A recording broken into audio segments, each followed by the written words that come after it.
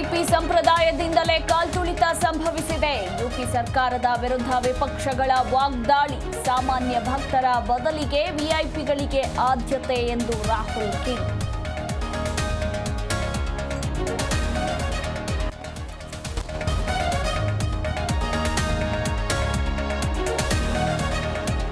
ಉತ್ತರ ಪ್ರದೇಶದ ಪ್ರಯಾಗ್ರಾಜ್ನಲ್ಲಿ ಕಾಲ್ತುಳಿತ ಪ್ರಕರಣ. ದುರಂತದ ಬಗ್ಗೆ ಪ್ರಧಾನಿ ಮೋದಿ ಸಂತಾಪ. ಎಲ್ಲ ಗಾಯಾಳುಗಳು ಶೀಘ್ರ ಗುಣಮುಖರಾಗಲಿ ಅಂತ ಟ್ವೀಟ್.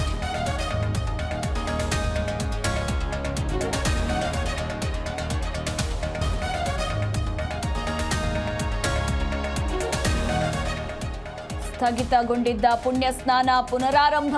ವದಂತಿಗಳಿಗೆ ಕಿವಿಗೊಡಬೇಡಿ ಎಂದು ಸಿಎಂ ಯೋಗಿ ಮನವಿ. ಭಕ್ತರಿಗೆ ತೊಂದರೆ ಆಗದಂತೆ ನೋಡಿಕೊಳ್ಳುವಂತೆ ಅಧಿಕಾರಿಗಳಿಗೆ ಸೂಚನೆ.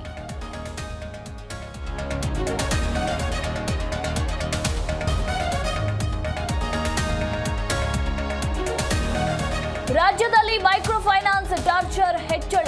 ಹೋಮ್ ಮಿನಿಸ್ಟರ್ ಪರಮೇಶ್ವರ್ ನೇತೃತ್ವದಲ್ಲಿ ಮೀಟಿಂಗ್. ಹೊಸ ಬಿಲ್ ವಿಚಾರವಾಗಿ ಮಹತ್ವದ ಚರ್ಚೆ.